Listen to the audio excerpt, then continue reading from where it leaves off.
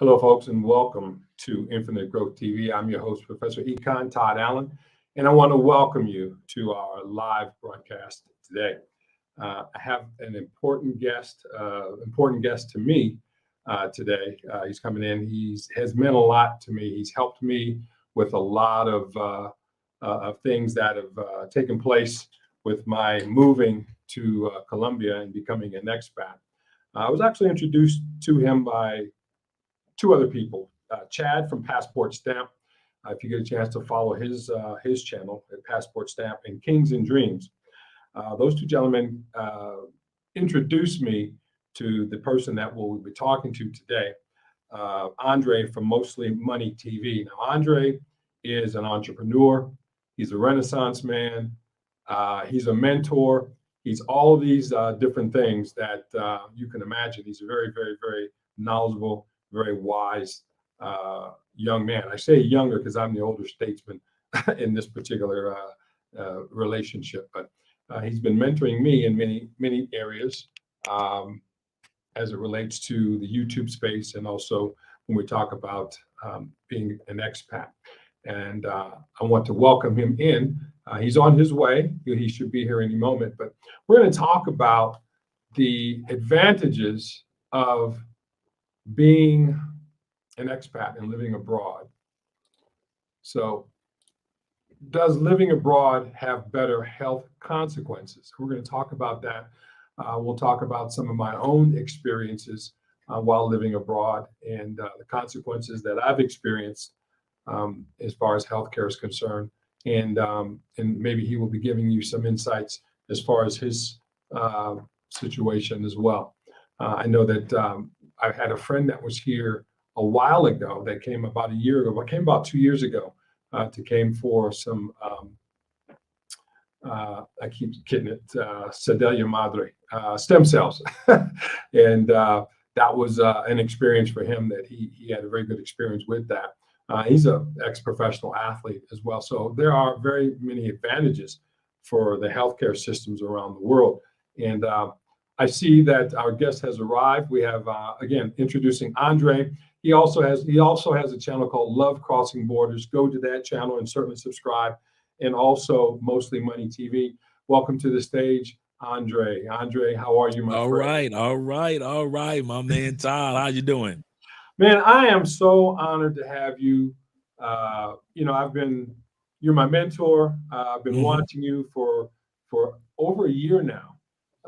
And to see your growth, to see your consistency has been nothing short of very motivating. And I really want to let you know that I appreciate you for that. Thank you, brother. Thank you very much. So I see that you have Love Crossing Borders on there. Let me change the banner on this for you. So which one did you have? I have Mostly Money TV. Yeah, I'll let you change it from that end. All right, now let's see. I want to make sure that this is okay for you. How's that? Bada bing, bada boom. Perfecto. I misspelled borders. I apologize. Let me do that over. While you're doing that, cologne of the day, you like I always do. Cologne of the day is a oldie but a goodie. You can get this one for $15 anywhere. It is Bentley for Men. It is a very boozy scent, very manly scent. So if you're wearing a suit jacket, a suit, or if you're wearing a t-shirt and jeans, you can get away with Bentley for Men. There you go. That's the cologne of the day. Now, as I said, you are a Renaissance man. What are you working on now? I know that one of the things that you and your lovely wife worked on was being able to raise funds for a cancer foundation here in Colombia. What are you working on now? We just recently donated a $4,100 to the Children's Cancer Foundation. So I'm glad we were able to take care of that just over the past couple of weeks. And then we also have been able to, we got a couple of books that are coming out. I got a novel, a Passport Bro novel coming out. And I've got a motivational book coming out, which is Bankrupting BS in Your Life. And what Bankrupting BS in Your Life is about, how to overcome how to overcome our excuses. Because most of the excuses that we use and that we're most comfortable with are usually BS. Okay. So usually they fall up under the 4 categories of distractions, discouragement, complacencies, and fears. So once we stop using excuses under the umbrella or the auspices of distractions or complacency or discouragement or fears, it seems like we're more easily or more susceptible to go after our goals, whether it be like we're talking about some of the physical goals that a person may, or when it comes to health, that a person may want to go after. Okay. Awesome. And when's that coming out? I'll be releasing that one in the next couple of months. It's actually done. I just got done working with the proofreader. Okay, that's outstanding. Like I said, man, I mean, you have you've done an awful lot. My lens. You continue to do an awful lot. You have 4 channels now within the YouTube space. Is that correct? Yeah, 4. Okay, so we've got Love Crossing Borders, Mostly Money TV, Travel Unraveled, and then the 4th one is the one with your wife has a station. Andrea Wallace TV. Yeah, so you're busy. Oh yeah, I'm busy trying to get this lens just right too. Give me a second. No worries. There we go. There you go. There we There you go. Thought maybe it was my glasses. No. I know, right? That's like when I put glasses and contacts on at the same time. Like, wait a minute. Well, I have my contacts in. Okay. Right. So, just for our audience, so that they'll have a little bit of understanding, because there may be someone who are not familiar with you. Tell us, how long have you been living abroad? I've been living in Colombia about this will be my 6th year living here. Married 4 years, going on 5 years, and we've traveled everywhere. We just got back from Spain, UK, and France. So we just got back from there. We went to Cuba last year and to Mexico. And so we're going to be starting to here. We're trying to schedule a trip to Antarctica. So we're going to head down there. There's a cruise that goes right around this time next year. So we're going to try to schedule that trip for next year for that cruise. Okay, that's awesome. Of all of those countries that you visited, which one would you compare favorably to Colombia in possibility of living there? Not a one. Not a one. I can't lie. They once said that if you do not make Colombia one of the first countries you visit, because it may end up being the last country you visit. Yeah. Because everything from the cost of living to the healthcare to the how nice the people are, to how relaxed and how the stressfulness. When I was in France, I saw the same stress that was taking place among the people that I saw back home in the United States or Canada. Yeah. When I was in Spain or in UK, the same thing, the rat race, the squirrel farms. Yeah. That's all I was seeing was squirrel farmers in the UK. Yeah. And I was like, this is not the life that I would want to live for the rest of my life, that day-to-day rat race stress. Even Bogota, which is the capital of Colombia, still has a relaxation or doesn't come across as stressful as some of the Western countries, I noticed. Yeah. And I'm here in Bogota, and so we've traveled to other parts of Colombia, and you're right. Bogota is less stressful than the States, but it's still stressful compared to the other places that in Colombia. We just got back from Villa de Leyva, and we were there for 2 days, but it seemed like I was there a week, and I was not ready to come back. I mean, one day it seems like a week long in some of these places, It does. So we've got Dark Green. Greetings, gents. Glad to see 2 positive brothers come together. Hey, thank you, Dark Green. Appreciate it. And thanks for being here and coming in. I tell people this, and I'm going to tell you this to your face, because I believe in giving flowers to people while they're living. You have been a great motivation for me. in some of the endeavors that I am doing now. And it's because of your positivity. It's because of your the way that you express yourself. Believe it or not, sometimes you say some things and it hits people right between the eyes. And I received that. You don't know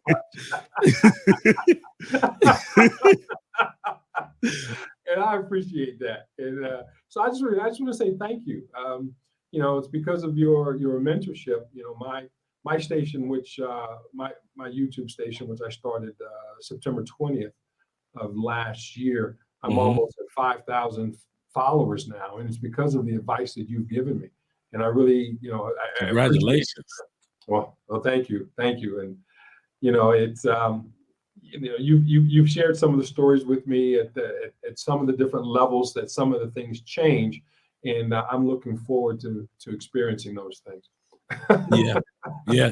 Once you hit certain levels, certain doors begin to open up, certain notoriety, and even economically, you start to see certain things begin to shift, and you're like, okay, I can see opportunity in this. Yes. Right now, you're just looking down a hall or down a tunnel, and you're seeing that there is a light. You just realize that you're nowhere near that light, but at least you know that it exists. And it's not a train, right? Right. It's not a train. That's the first step that you get a chance to notice. Right. So we've got Antoine Kennedy. Do you gentlemen offer consultations? Currently live in Bogota, Colombia, and provide autism consultant here and work remotely in the U.S. I'll let you go. I'll let you answer. So I currently live in Bogota. So he's there where you are. Yeah. Colombia.co. Colombia company provide for autism consultant here and work remotely in the U.S. He said, do you gentlemen offer consultations? I know that we do here in regards to if you're interested in going to other locations or permanently relocating to Colombia, because you may be here just on part-time tone, and you may be wondering, okay, what steps can I take to stay here or stay in another country? Stay in another city. So we do consultations in regards to not just Cali, but also we center our consultations around no matter where you're going to be geographically. But I don't know if Todd can answer his question. Yeah, I do.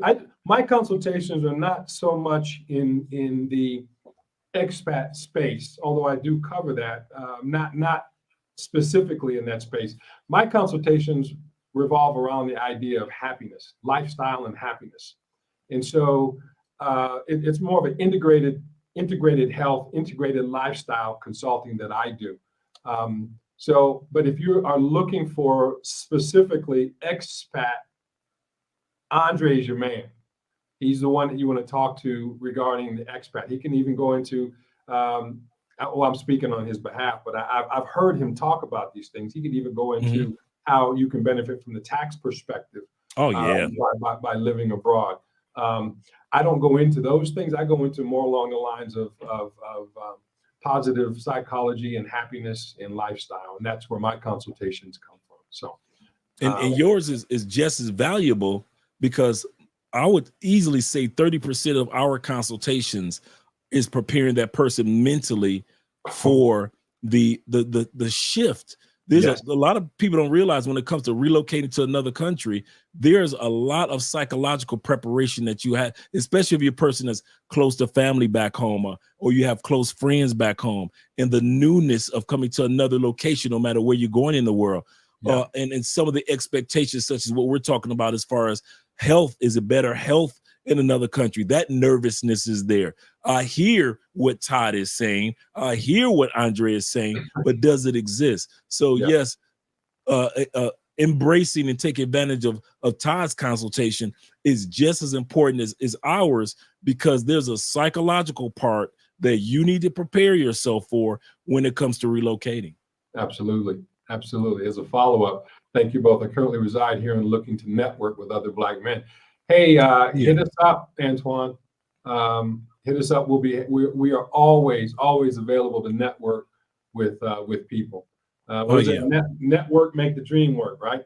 Actually, it's part of an acronym that I have as far as money: maximizing your dreams, organizing your life to overcome obstacles, network to net worth, enjoy life and yield value. That's what money is. What money is all about. It's not chasing these dead presidents or pieces of paper. It's actually chasing the living human being and having relationships with those like-minded people and developing True. and growing from there. Definitely. What I would like to do, I want to share my screen, Andre, and so we can go into what we're going to be talking about. And let me see if you can see this screen. Okay. So this is the rankings of the healthcare systems. Okay. Best healthcare in the world. How come I got the same ranking pulled up? I kid you not. I have the overall, actually I have the one that the international citizenship insurance. And yeah, and this is it has internationalinsurance.com. Yeah. Yeah. And I'm glad you mentioned that, because you and I both know that there are a lot of air quotes gurus out there that will say some things, but they never show you where they get that information. Right. And for me, Andre, that's a pet peeve that I have, because people just, they say things, out the side of their neck, so to speak, but you always have to have a witness. There always has to be 2 or more witnesses. You got to show me where this comes from. I'm not from Missouri, but I've been there, right? Right. And so here's, just in case those naysayers or people that don't believe the topic that we're going to talk about or discuss, we see that the United States is 69th on this list of 104. And where we are located currently, we're talking about South America, we see that Costa Rica is number 30. Mm-hmm. And Colombia is 36th. There you go. So for all those people that want to talk about how great the United States is, in US and no other place in the world, you're coming from behind. Yeah, in the article that I'm looking at, it says overview of Colombian health system. The Colombian healthcare system is one of the world's best. The World Health Organization has ranked it as number 36 and efficient in the most efficient in the world, above Canada, United States, and Australia, and among the best in South America. Yes. And I'm going to be honest with you. Cleveland is, with the Cleveland Clinic and how popular the Cleveland Clinic is. I mean, that is world renowned. I mean, you have sheikhs from all over the world going there, especially when it comes to cardiac care. True. Going through that system, I felt like a number. Going through the system here, I don't feel like a number. And it's aside from the language barrier that is slowly being overcome, I am very, very impressed with the healthcare system here and the ease in which one can get in and out. That is probably one of the things that people don't realize about the Colombian health system, that you come in, I think the longest, and I've been to several medical appointments because, it's so inexpensive. Andre keeps us up on checkups. Like my copay is 84 cents. And I was just reading an article. I'm sorry. You ran over that. You ran over that too fast. You said 84 cents. Yeah, my copay, we got the top level of SURA insurance. And as you well know, SURA, SURA, is the top medical insurance company here in Colombia. Right. And we have the best one that they offer. So our copay is 84 cents. In the article, it says on average, the copay rates for the average Colombian that has insurance is approximately $1, $4.25, and $11.15. That will be your copay on average. If you need to see a consultation with a specialist, that will be a $50 out of pocket if you don't have insurance. Mm-hmm. Yeah. And as we said, they have some of the best healthcare systems. And then also, if you're looking looking for various types of how can I put it? I'm not going to say various types of procedures. Those are readily available as well. As I was saying, that a friend of mine had stem cell, uh, uh, and again, he's a professional athlete. He had stem cell surgery. Actually, it is a surgery that with the stem cell, and I think he paid in U.S. dollars for the procedure $5,000 U.S. And I know in other parts of the world, you might as well quadruple that. I met a guy here at the coffee shop about 3 years ago, Middle Eastern guy. We were chopping it up, talking, and I said, "What brings you down here from the States?" He said, I had to have cancer surgery." I was like, "Oh wow, I'm glad that you're doing great." I say, "Why you didn't get it done in the States?" He said, "Because the copay for my particular surgery would have been $12,000 out the gate, not including the days that I would have had to stay in the hospital, not including any medical meds that I would have had to take. Just right out the gate, copay $12,000." He said, "I came down here to Colombia with better quality and a more rapid service in regards to I didn't have to stay in the hospital as long." He said, "I paid $1,200 out of pocket for everything, including medical, including a home nurse to take care of me, everything." Because, for example, our insurance, we get house calls. Yeah. That, you make a great point. I say two things saved my life: my wife and Colombia.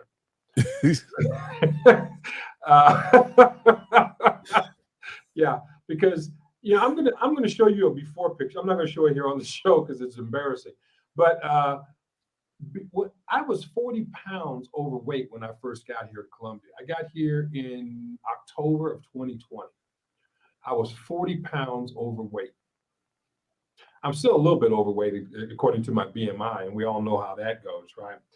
But I lost 20 kilos, right? I've lost about 22 pounds in a short period of time, and primarily because the climate, lack of stress, improved sleep quality, improved exercising, improved food. Because my wife, and I'm gonna say this to all those brothers who don't believe in getting a passport. My wife makes sure that she cooks every single day. I have to persuade her at times, "Honey, you don't have to cook. Let's go out. Let's go to a restaurant." She makes sure we have breakfast and lunch. And lunch is so big that you eat it for dinner too. You don't need a dinner. Don't need it.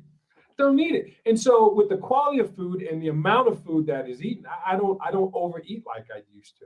And so, I told my wife that my goal is to be sexy grandpa. That when we have our grandkids, right, I want my grandkids to look at me as being a superhero. There you go. Right. There you go. But it's all thanks to the Colombian culture because, and being married to a Colombian as well, they don't play when it comes to taking care of the husband. That's true. That's true, especially that title, husbands. Yes, if you guys think that you get spoiled as boyfriends or you get spoiled as somebody that they're kicking it with, wait till you become a husband and see how well they treat you. Exactly. Yeah, I kid you not. It is a whole different, can of blessings that you opened up once you officially become a husband here in South America. And you're absolutely correct in regards to the climate. Colombia ranks number 5 in the world for clean drinking water. Of course, outside of certain areas, maybe Cartagena and certain areas that may be in other regions, the smaller regions. Yeah. But in most of Colombia, the drinking water is excellent. Colombia has, like I often mention, Colombia has enough fruits that it would take you a year and a half to eat all the fruits. If you ate one fruit every day in Colombia, it would take you a year and a half to go through each one of the fruits that they have here in Colombia. Yeah. In regards to no GMOs. GMOs are illegal here. So you're not going to find fake foods. You're not going to find meats that are near beef, near meat. That's not going to be down here a lot. Right. Oftentimes when you're down here, you are at a restaurant and you order orange juice. That's fresh squeezed orange juice, fresh mango. They're going to ask you, do you want it with agua or con leche? Right. You want it with milk. So it is fresh. All these fresh things that you get with the fresh air, with the lack of stress, with the, getting proper sleep now, because you're not thinking about 50 different things. Right. It has an impact on you. So when guys sit back and see me at 56 and they see you at your stage of life, they wonder, well, how you guys doing this? And it's all part of the relocation process. So when you guys sit back and come down here and think that us guys have gotten our passports and it's for the ladies, many of us have gotten our passports so we can have a healthy life and live the life that we deserve to have as far as our health is concerned. Absolutely. And, yes, my wife is Colombian and this was unexpected for me. Okay. The part that was unexpected was the health benefits, the overall life, but the quality of life benefits. That was not in my mind during the time that we got married, right? Because originally the goal was we're going to get married. I was going to bring her back to the States because as a college professor, the contract states that I have to be present and yada yada yada yada, all those things. But during the pandemic, it opened my eyes. Once I got here, I was like, I don't want to go back. I mean, I don't want to go back because getting up, it's something to be said that when I wake up at the first sound of a bird, and that's usually about 5 a.m. Same with you. We live next to a lemon tree park, so. Oh wow. Oh my God. We don't have any neighbors on that side. It's just a whole park. I mean, literally next door. The tree is within almost within arm's length. That's how close the park is to us. And you say lemon tree park, so it's got. I mean, I can nothing but lemons and limes. That's it. I can just imagine. Wow. So tell me about your health journey. Tell me. I came down here at 285. I was too big for television. So when I came down here, now I'm like now I'm in a range of 235. 235. And so my goal is to get down to 215. That's what my goal is. How tall are you? I'm 6'3". Well, okay, 6'3", 235. You're a linebacker, bro. You can fill a hole. Right. But like my model, go ahead, Todd. Yeah, but that's not a bad thing here in Colombia. No, not at all. Not at all. Because my wife said that, and I'm not going to say that, what she said about most Colombian men's bodies, but you might as well put it out there. Well, they got Bugs Bunny bodies.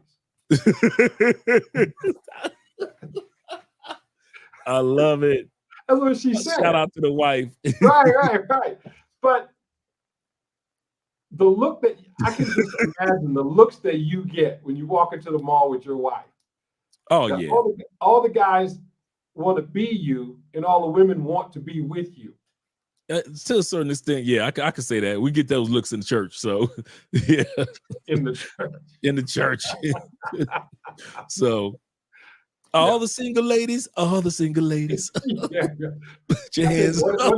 One of the things that my wife does, and it at first it shocked me and surprised me, but but now I just expect it. When we're walking side by side, the first thing she does is she puts her arm in my arm and we walk arm in arm, or we walk hand in hand. That's her way of, let's just say, marking her territory. Right? This is Colombia. The competition is deep. They know. Competition is ridiculous, man. Competition is deep. Ridiculous. So They already know to mark their territory like lionesses. Yes, Your wife sir. does the same thing, I'm assuming. You are not alone. You are not alone. So 285 to 235, how'd you do it? First of all, as you and I know that there is a gym on every other corner in Colombia. Also, motivation of seeing Colombians, unlike the States, walking, exercising, things like that. The cities shutting down certain streets on Sunday and allowing people to just walk and ride their bikes. There's no such thing as that in the United States. I don't know any city in the United States that shuts down a long stretch of the community street. Correct. Just so people could walk or ride their bikes for miles. Yes. And when you sit back and you see all these free yoga classes and salsa classes and bachata classes, and many of these are free for you to take advantage of, you start to realize, okay, a part of being in Colombia is being active. Over 51% of Colombia is under the age of, like, most people don't know this, 51% of Colombia are under the age of 30 years old. Yeah. Colombia is a very young country. Young place, and then I'll end with this. Like you always hear me say, just because you date a woman that you may be her daddy's age doesn't mean you have to look like her daddy looks. Some dudes look fatherly. Yes. You know, you built like with the dad bod. You look like, you know, you guys should not be photogenic. Right. So you start to realize, okay, if I'm going to be with somebody of a certain age or a certain caliber of woman, you want to be presentable. Right. And so these things were the motivating factors for me, and the longevity of life. You want to make sure that your kidneys are good. You want to make sure that your other organs are good. Your heart is good. I just got back from doing our heart exam yesterday. Okay. Because everything is so inexpensive, the things that you took for granted in the States, you now find yourself, well, let me go get a checkup for this. It's only 84 cents. Let me get a checkup for that. It's only $1.11. Let me get a checkup for this. That's only, how much is that copay? $4.15. Yeah, get that checked out too. So you find yourself getting things checked out or examined. Right. That in the States is either expensive to do, even with copay, or you just don't have time to do it because, going back to what you said before, you're going to be sitting in the doctor's office or in the clinic waiting so many hours that you're like, man, dude, really? Yeah. 3 hours just to see the doctor? There's only 4 of us here. Compared to Colombia, it could be a whole room full of people. Yeah. And you're going to make it to see your doctor within that hour. Yeah. Yeah. That is very, very true. So the ciclovia, that's what you were describing when the ciclovia or cicloruta, when they actually shut down the streets. In fact, my wife and I were on that bike ride today. And since tomorrow is a festival, it seems like a festival every other Monday, we're going to do it again tomorrow. But the interesting thing about Bogota is that we're down here. We're a little ways from the center of town, but they shut the street down all the way to the center of Bogota and around the surrounding area. And it's from 6 a.m. to 2 p.m. Yep. And I tell you what, man, there was an old grandmother on that route today, and she was hitting it. I mean, running. And I don't see too many men doing that though. Older men, I see more older women here in Colombia doing that than I see older men. What has been your experience? You're right. You're absolutely correct. I see, it's kind of funny. I see a lot of couples doing exercise and jogging or running or any exercise in their capacity. I see younger people. I see older women. Yeah. But I don't see as many. I'm sitting back, now that you've said it, I don't see as many older men in the gym. Yeah. I really don't. I don't see older men walking or exercising as much. If they got a spot, I don't know about it. But you know this also, Todd. Colombian men have their own version of orneriness. You know, every era, every country you go to, men have a form of orneriness about us. Correct. And Colombian men have their own version of honest. I don't need to do that. And that's why they end up being built like Bugs Bunny, because they have, oh, I'm going to ride that one now, thanks to your wife. You're going to hear that one from now on. So she should have patented that one because they are built like Bugs Bunny, really skinny, but then they got these guts, right? Skinny arms, skinny legs, but then they got these guts and a big head. So she's right. Yeah. And so when you sit back, you take all that in consideration, you start to realize that, okay, now I see why there are so many women that are still attractive in their 50s, and some even to their 60s are very attractive women. Yeah. To whereas the men, these Colombian men are umbrella men. Yes. They're umbrella men. When they're young, they're slim and slender. As they get older, woof. Yes. Yes. They're umbrella men. Yeah. And what's interesting is that no matter how old they are, they all think that they can still play soccer. Yeah. Yeah. We had and I'm talking about this because we're talking about activity. True. As you know, I have a youth soccer club here, and at the end of the year, we the trainers, we played against the parents.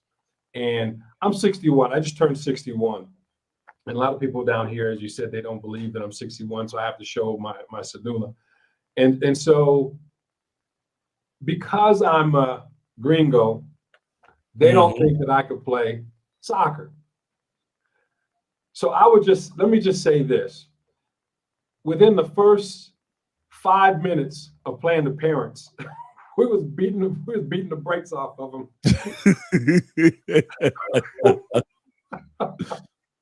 We was beating the snot out this guys, man. And I know my limitations, right? I mean, I'm 61 years old. I'm not going to run like a deer. Right. But I'm not going to let Bugs Bunny push me around either. So, absolutely correct. So if they want all that smoke, they can come get it. That's all I'm saying with that. But there you go. But my life, literally, Andre, I was 40 pounds overweight. I had gout, high blood pressure, anxiety. I was a hot mess. And in such a short period of time, with the reduction of stress and the quality of lifestyle. When I say quality of lifestyle, I'm not just simply talking about from a financial perspective. I'm just talking about from a health perspective, health quality. It's just hard to really explain. And that's why I kind of wanted you to come on. I wanted to do the show with you so that you can help to explain to people who are watching why living abroad can literally save your life. And turn back the hands of time. You have gentlemen such as Austin Holloman. He's 23 years old. You can see how well he's taking care of his body, even while he's on the road, and he's traveled to 17 countries over the last 2 years. Yeah. So even being young and youthful, you start to see how a person can take care of themselves and not take their health for granted, even being 24 years old, going on 25. And so it's not just about us older gentlemen that are considering the health benefits of travel. It's also you younger guys. So for all of you that are out there that wonder, well, these are older guys, and so it doesn't matter to me. No, there are benefits out here for you guys that are younger, that are under 30, as well as those of us that are over 30. So some of the first benefits that you'll realize is what Todd was saying, was the fact that the hospitalization and taking advantage of the system itself is better for you.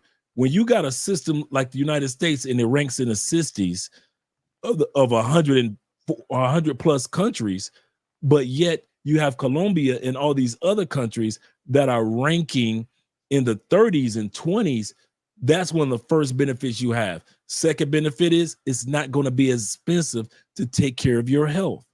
So you don't have to worry about, it may be a better system, but it's just as expensive as the States or Canada. It isn't. So you don't have to worry about that. Thirdly, the stress factor. when you find yourself traveling and enjoying other countries, you'll find that you don't have to live up under the stress that oftentimes we create. I give you a perfect example of stress factors, Todd, keeping up with the Joneses. Mm. A lot of times it's not even our jobs. A lot of times our post jobs. We'll see the Joneses get a new truck. Now we got to get a new truck. That's stressful to pay for that new truck. We see the Joneses get a landscape artist. So now we got to get a landscape artist to do our yard. Our yard was perfect. Wasn't nothing wrong with our yard. Now we're adding more money, more stress to make sure that this landscape artist comes out once or twice a month to keep up the image of keeping up with the Joneses. Correct. The new shoes, the new outfits. I ask guys all the time, since you moved to another country, outside of being in the Middle East, I mean, outside of being in Southeast Asia, where you can get good deals on certain tennis shoes, how many of you guys have bought or purchased a pair of Jordans or purchased a pair of LeBron James since you've left the United States? No. And none of these guys have all these things that they pressure you to purchase in the States, keeping up with the Joneses. Right. That stress is not there anymore. So it's the little stressors that you don't realize that you have to, that you lean on the United States because it's part of the my country 'tis of thee marketing that you don't have to worry about when you are living outside the United States. You can be just like most men, t-shirt, polo shirt, and 1 or 2 button downs, and you're good. Right. But don't wear socks and sandals. No socks and sandals. Please, guys, no. All you Southern boys, keep your socks and sandals at home. That is tacky in most countries. American. Yeah. They say about us in Europe that they told us don't wear jerseys or baseball caps that represent sports teams because that stands out to pickpockets and to scammers. Because you look American, because we're so used to representing our sports teams of all the sports that we have that we think that that's how it is around the world. But it's not like that around the world. So it's those little things that you may want to change that alleviate certain stresses in your life. Yeah, it's interesting that you said that because I refuse to wear a sports team paraphernalia. I refuse. I don't even like having the advertising on the bottle of water that I drink. I mean, if it ain't my name, if it's not my name, I don't want it on there. So, also want to talk about dental, because this is something that a lot of people in the States, it's a big business. It's a huge business in the States. It's a huge business here. Well, yeah, it is. It's a huge business, but I want to talk about how the procedures are bar none. So I actually had my teeth cleaned, and they actually did it with a laser. So I had the laser technology teeth cleaning, and it almost looked like I had veneers. I was just amazed. But even that procedure with veneers or dental implants, the procedure and the technical know-how of doing that is nothing short of amazing. Is nothing short of amazing. I know that Chad from Passport Stamp talked about this on his channel at one time, and I also saw that you actually had some videos of you going through a procedure. Yeah, I got my veneers, and I was the one that took Chad to get his. I've taken several guys to get their teeth done, and so hey, one of the things that I tell guys about when it comes to South American women, they are very into your smile. They're very much into what your smile looks like. To where in the United States, you can mean mug all day long. It doesn't matter. But here, your smile is important. And so our procedure was, our first time getting veneers was, because I've gotten, since I've been here, I've gotten crown, root canal. So I've had some things that would have been expensive in the States that were maybe $100 for a crown, maybe $50 for to $75 for the root canal, and then for our first set of veneers was $500. And in the States, it would have cost us $12,000 at that time period for the veneers that we got. Now the veneers that we have are these veneers because we were sponsors for our dentist, and so she gave us these veneers for free. But these were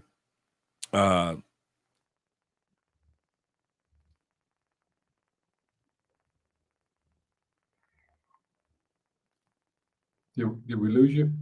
I think we lost him here for a moment. He'll be back in just a second because it looks like he's thinking. One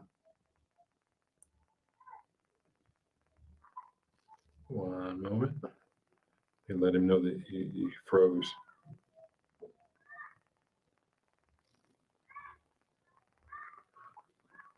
Okay. Meanwhile, in between time, let's see.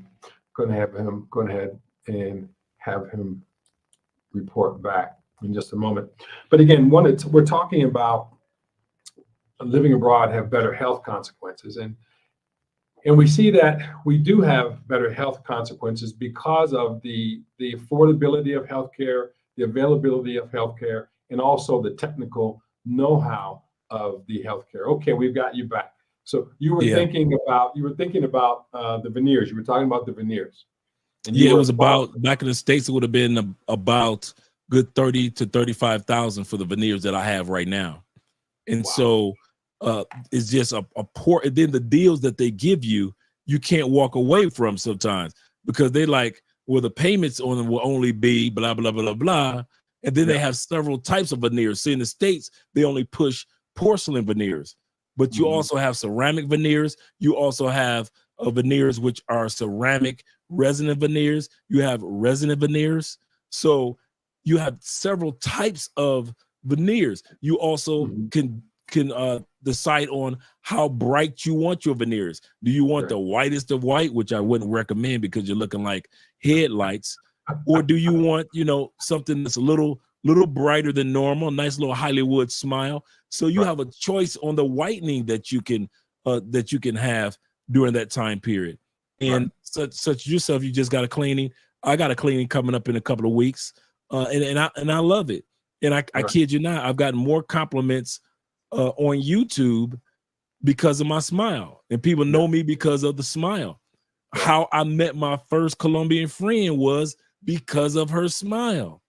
In Tampa, she was sitting at her desk at the, I was a college recruiter, academic college recruiter, and she was sitting at her desk at one of the campuses, and she was conversing. I'm looking at these teeth just shining, and she smiled, and dude, the smile was just amazing. And I walked over to her, and I was like, "You have the most beautiful smile I've ever seen." And it wasn't one of those, "Yeah, baby, what's your name?" I was straight serious. And we started talking, and she was just telling me, us Colombians, we're serious about our smiles. And next thing you know, she introduced me to more Colombians who had great smiles. And they were telling me, "Andre, you've been to many countries. You need to go to our country." And so she told me, she said, "Yes, because you're going to go to Colombia.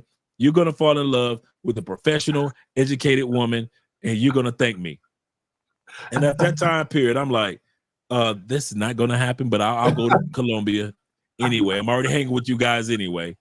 And so what ended up happening was exactly what she said. So now she's got bragging rights for life. Yeah, there you go. It's interesting you say that, talk about smiles. You will find many Colombian, especially Colombian women, some men, but mostly Colombian women, in their late 40s, early 50s with braces.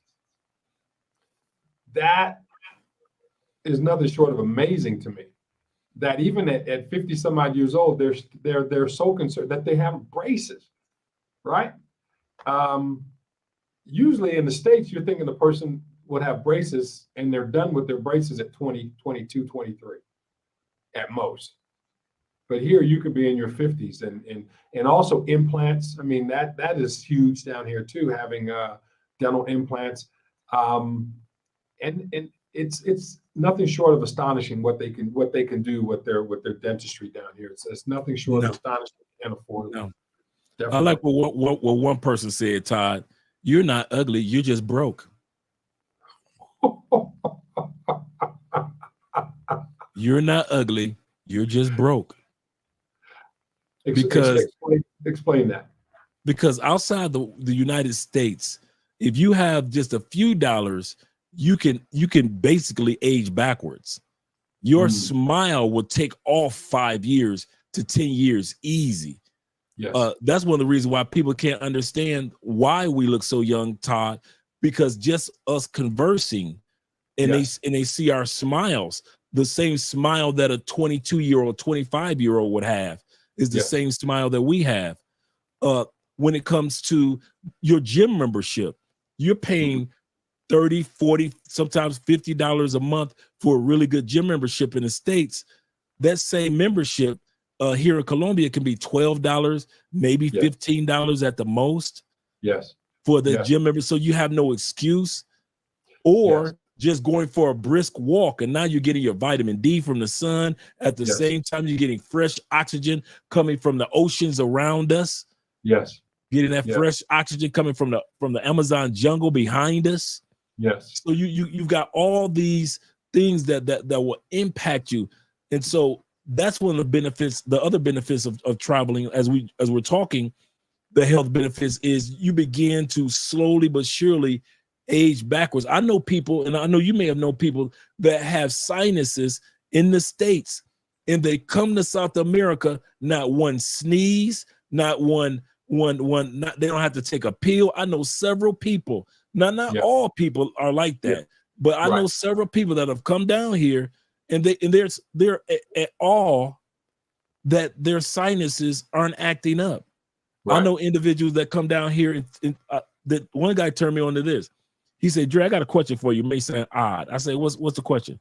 He said, do you itch after you take a shower in Colombia? I said, you know something? I don't.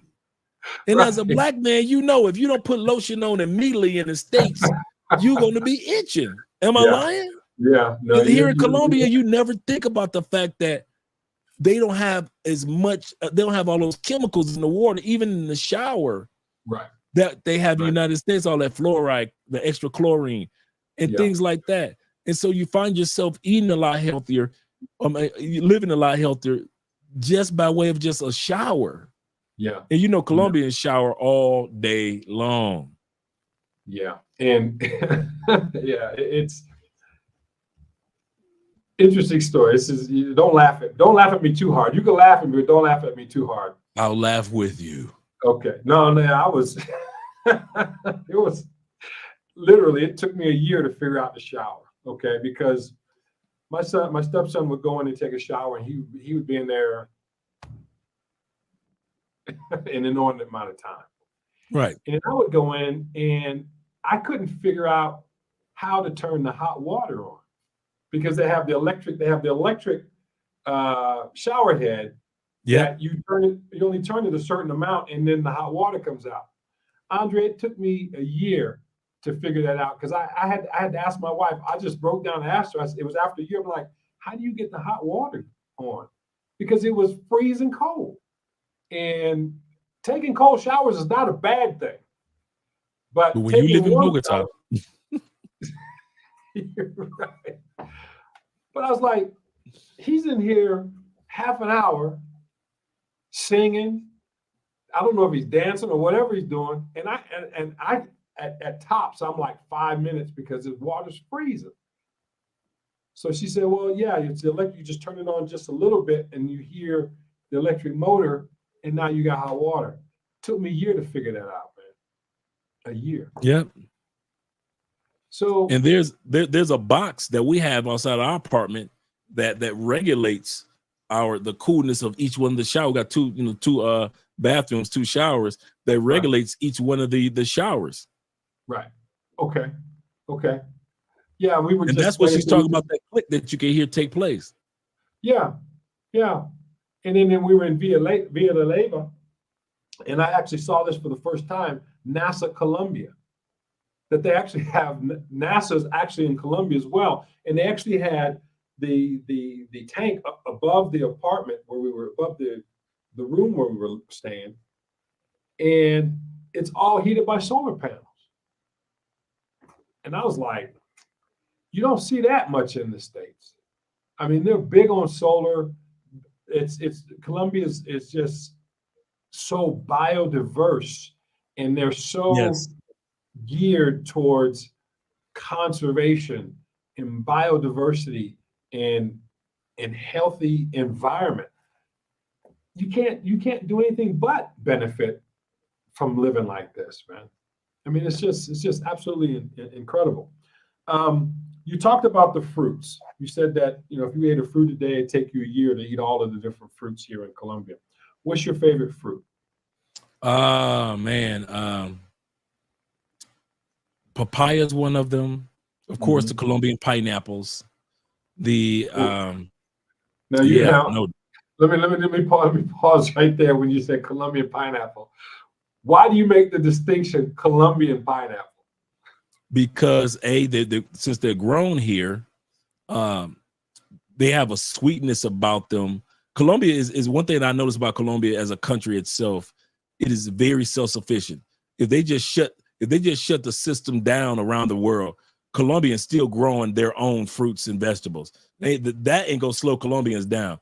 United Right. States might be in a panic zone, but here in Colombia, they got too much that they're growing and throughout these regions that they'll be all right as a country themselves. And Yeah. so one of the reasons why I say the Colombian pineapple is because it doesn't have, you can tell that it doesn't have the chemicals or the pesticides Yeah. in it that you can taste the sweetness. You can taste everything is like ultra Yeah. compared to, and I used to eat pineapples and fruit salads all the time in the United States. So I could tell you that United States pineapple comes with a little bit more bitterness Yeah. compared to the sweetness of Colombia. Now, mind you guys, as you listen to this live stream, it might sound like you guys are doing Colombia versus United States. What, do you hate the United States? We're not saying that. We're just talking to you guys that might be on the fence of whether you want to take advantage of a passport because you may be dealing with some health issues, and Correct. coming to South America might just help you out. Yeah. Yeah. And I want you to finish on the fruit, but then I want to talk about something an experience that I had as well when we're talking about the healthcare and especially for older men. So you mentioned the papaya and the Colombian pineapple. I'll give you one more. Pineapple, the mangoes, the what else do I like? The dragon fruit. Oof. I mean, I like, you know what I like? I like the fruits that you can get seeded here that no longer have you can get seeded grapes here.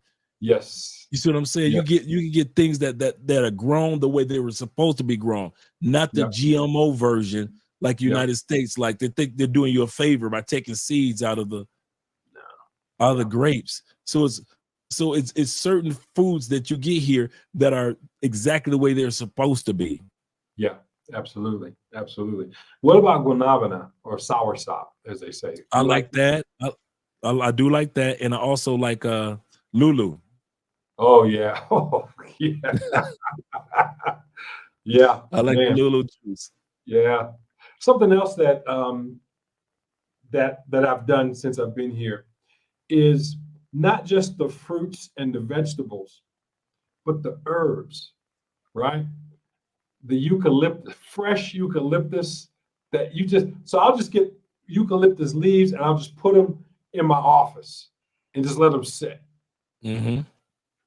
I never thought about anything like that in the States, you know?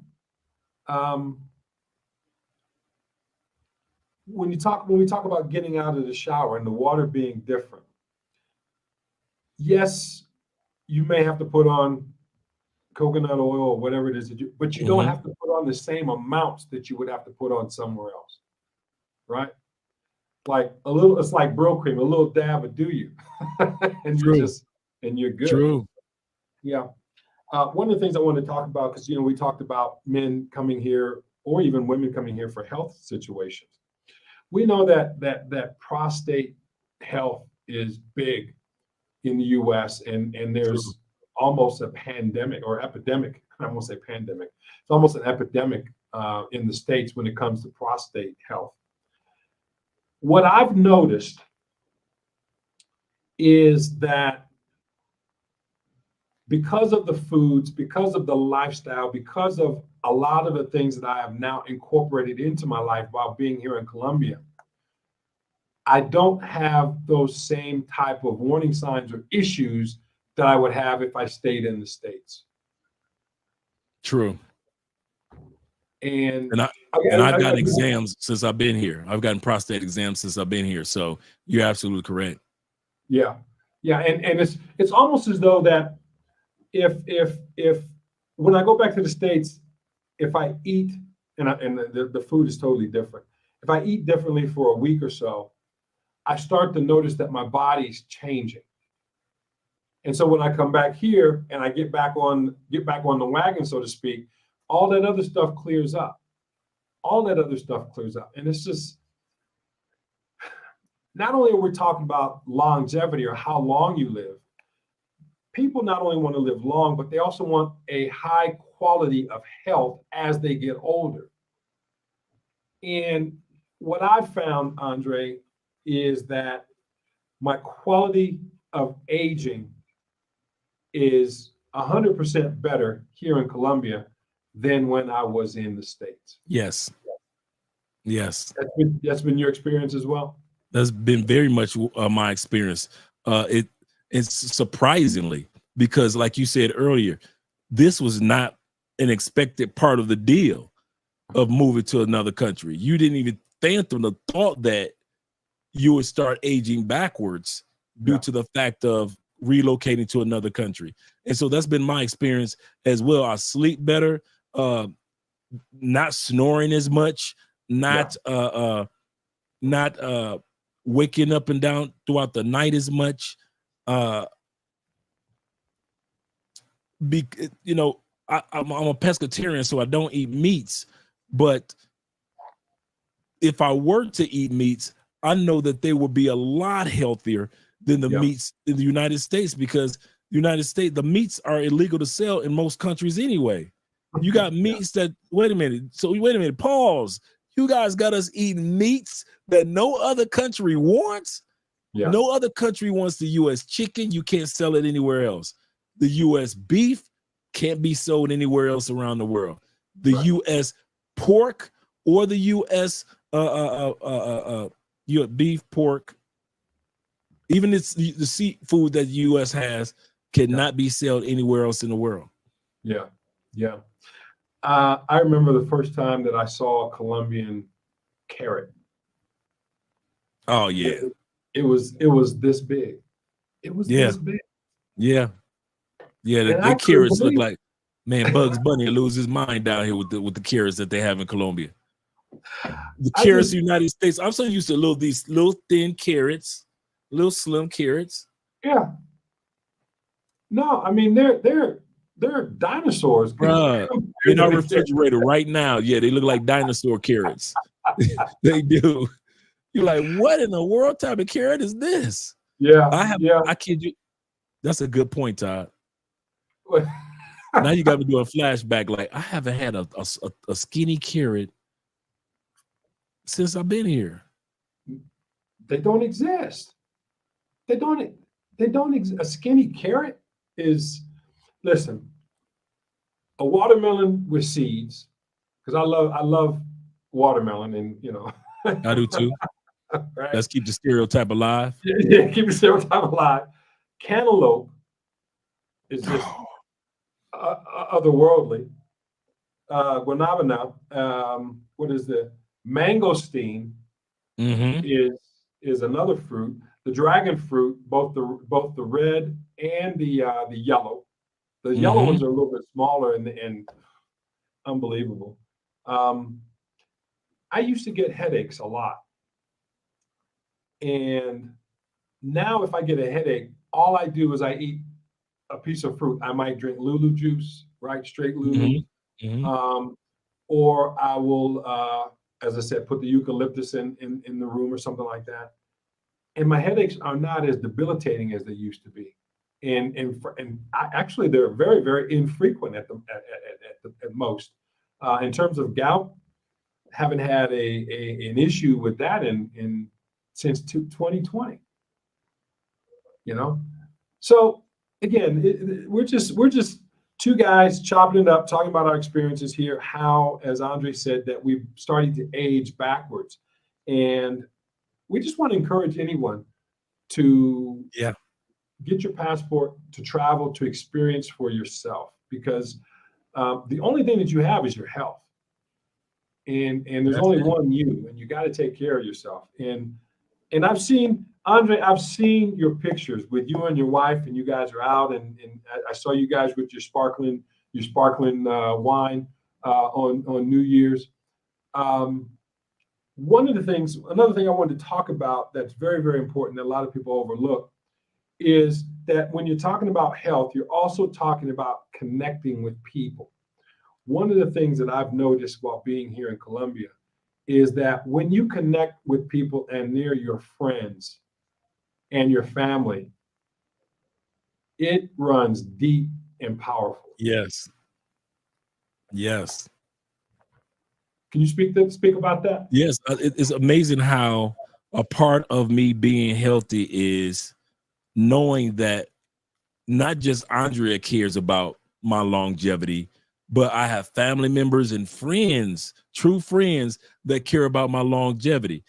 We back home in the States, we talk to each other about health and so forth, but we really don't show a true active care for the longevity of a person in regards to making sure that they're eating healthy. So if I go over to Andrea's mom's house or over her grandmother's house, I know I'm guaranteed to get something healthy that'll take care of me.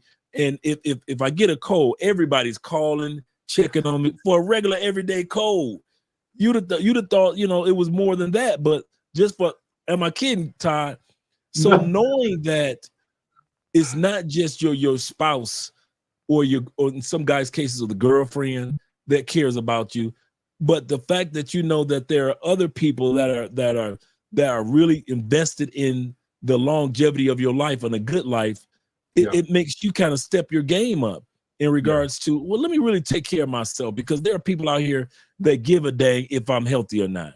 It's one thing to live a long life. It's another thing to live a long, healthy life. And there are people down here in South America that will make sure that you eat the right and proper things in order to have that longevity. The other thing that I love about being in South America is still, no matter what city you go into, is still that indigenous connection.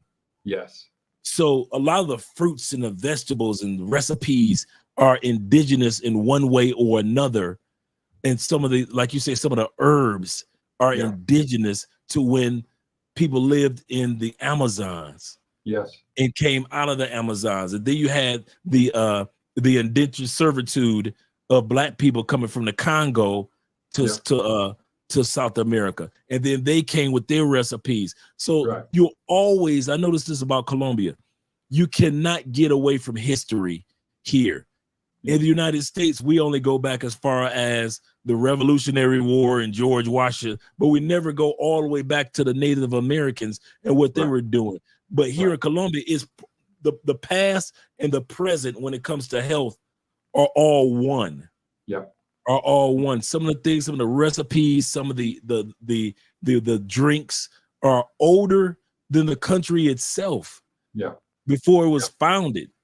And now to sit back and still see indigenous people on the side of the road still selling some of the recipes or seeing some of the businesses, the restaurants that you go to have made these into entrees, some of the things that were originally just for the indigenous people. And I love that. I love the fact that they have, I mean, you could go to the store and just get you a big old leaf of aloe vera. And create aloe vera cream or whatever. You see what I'm saying? You don't think about that in the United States, to where you're like, hey, let me get 2 of those aloe vera stalks, and you can go and create a whole jar full of your favorite to take care of your face and take care of your skin, and you're looking and feeling good. And in some cases, You can make an aloe vera juice and things like that.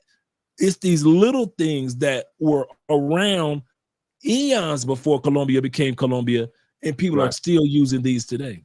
Yeah, and so affordable, as you were saying, so affordable. Two questions, because we were about an hour in. I want two questions, and I want you to talk about your business, and we'll let you go. 'Cause I know that do you have a show tonight? Yep. All right, 7:30, right? 8:30. 8:30. You want to talk about the topic? What's the topic for tonight? The topic tonight is 10 false expectations of foreign men. Wow. No matter where we go, foreign men seem to have at least 10 false expectations. Okay. And we're going to talk about those 10 false expectations and put it out there so guys realize that those expectations are there, but they're false.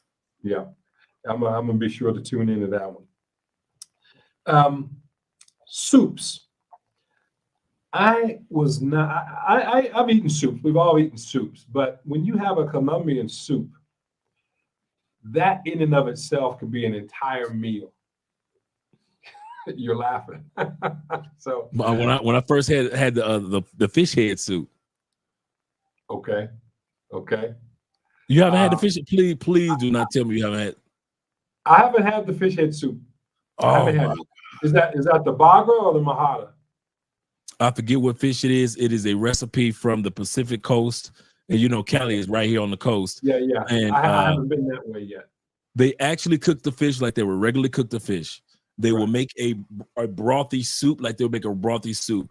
Take the fish head after it's been cooked, like regular cook, and take the soup broth with all its seasonings and all of its vegetables in it, pour it into a blender, blend it, and cook it again as a stew. Brother, you couldn't have paid me $1 million years if I had known the title prior to. This is what type of soup? That's fish heads, bro. Easily, hands down, one of your favorite soups down here. You can get it in when it's a thin soup, kind of like a chicken noodle a thin chicken noodle type of soup ish, or they can make it a little thicker based on the type of vegetables that's used, and so it could be a little thicker, creamier, like a cream of mushroom type of. And I'm telling you, it is amazing. Even Andrea's dad was jealous when Andrea first made it for me. He was like, "I've been trying to get you to make fish head soup for me for years, and you make Andre." I'm like, "Hey, you know what this is?" Right. You know what this is, Orlando. Shout out to Orlando. You know what this is. Other kind of benefits. And when you go to many restaurants here, especially in Cali, you can get fish head soup. It comes along with the meal now. Okay. It comes along with the meal. It's one of those soups that it comes along with the meal. You can get. Please tell me you had coconut lemonade. Yes. Oh. Yes. Oh my God. Or coconut rice. Coconut rice. Yes. These things you would never thought. With fried mahada. Yeah. Right.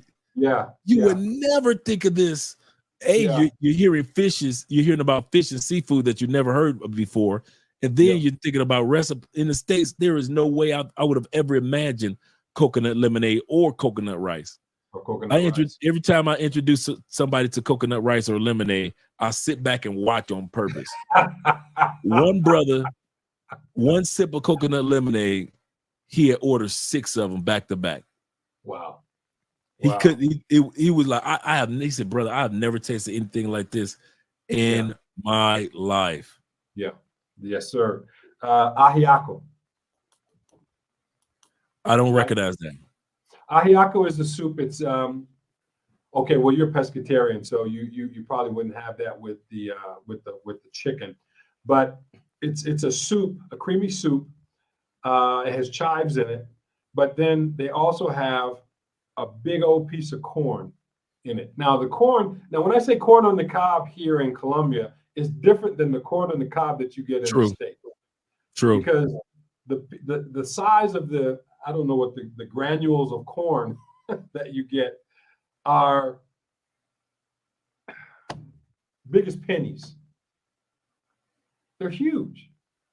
And it is nothing short of amazing. And of course, you get the basic tomato soups, but when you get the tomato soups and they put in the fresh basil and the fresh other herbs, and it's just other levels. So and that's another reason why I probably lost weight too, is I eat more soups than I did when I was in the States. And when I say eat the That's soup, true. it doesn't have all the salt and all the other stuff that you have in No. there either. I mean, you don't need it. Just get the natural flavors from the food.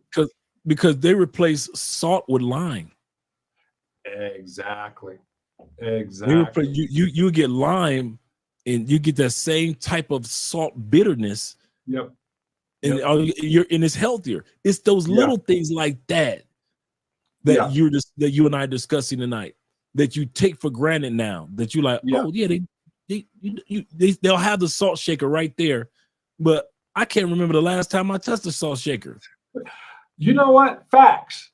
I haven't touched the salt shaker since 2020. If I've touched it, it was to put it back on the tray so they could take it away. And then here's another thing too. They call their limes lemons. Lemon. They do call it lemons. That's true. And so they call lemons limes. I was like, limes lemons. I haven't seen last time I saw a yellow lemon was in the States, and it just didn't look right. That's true. You know what? That's true. I have not seen a yellow lemon. Yeah, for sure. Last topic. Pharmacies. Oh yeah.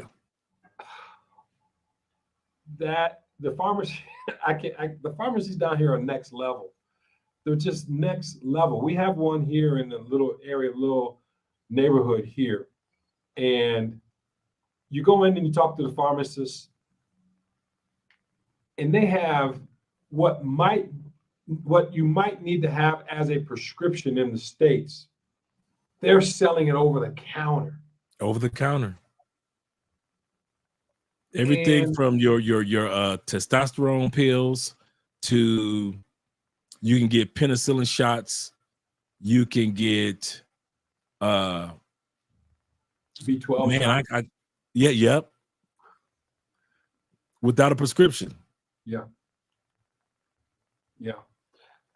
Now I was the first I've heard testosterone shots. You can actually get that in the farm. I didn't even think to ask. Yeah, I was actually taking testosterone shots down here. Okay. The only reason I didn't go for it directly over the counter, which I could have done, was due to the fact that I wanted to make sure that my dosage was correct. But whenever I got my shots, it was at the pharmacy. Once my doctor gave the prescription, every 3 months it was at the pharmacy. The only reason I stopped is because now that we're going to be focusing on working on having a child, later on this year, early next year, the doctor said, in order to keep your fish, keep your cells swimming just right, you're gonna have to back off the shots for right now. Right. And so I was like, okay, cool, no problem. Right. But here's the kicker. There are other ways that a person can raise their testosterone through their healthy living, through healthy exercising, things like that. So you don't have to feel like in the States, you got to get a shot at our age to take it back to the next level. But down here, you don't. Yeah. And I tell you, there many of the things that many people would expect people approaching your age or in my age category, that they would expect men's health in certain areas to be waning. I find that with the lifestyle change, that has not been the case at all. No. The area of intimacy, let's get it out of the way. Yeah, I wouldn't say that I feel like an 18-year-old because I wasn't experienced. Right. So I'll just say that no, that's not an issue. But in the back, because Americans, we have this in the back of our mind, especially American men, we think that performance is something that you want to continue at a high level. And if you have changes in lifestyle and you're more concerned about your health. You talked about being a pescatarian. I'm mostly plant-based. Okay, well, occasionally I'll have chicken, or occasionally I'll have beef, but it's not very often. If you're talking Right. about 7 days a week, I might have chicken maybe 1 or 2 days out of the week, but mostly it's plant-based. Beans, lentils, cebolla, onions, fruit, vegetables. I just can't get enough of that stuff.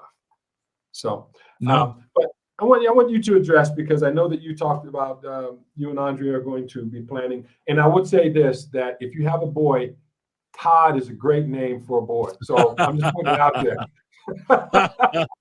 I think Andrea has a name already. I forget what the name that she has, but All she right, has well, a name already I'm just set. putting it out there, bro. I'm just putting it out there. Or I But would you know love to what? hear. Latin families have like 6 or 7 names for one person, so we might be able to slide Todd off in there. Well, hey, you know what? At least let me put a bid in to be a godfather. I want to be a There we beginning of go. that. Okay, you know what? I have a discussion with the missus in regards to that. All That's right. a good idea. Yeah, I mean, if you need to have an interview, I'm open to it.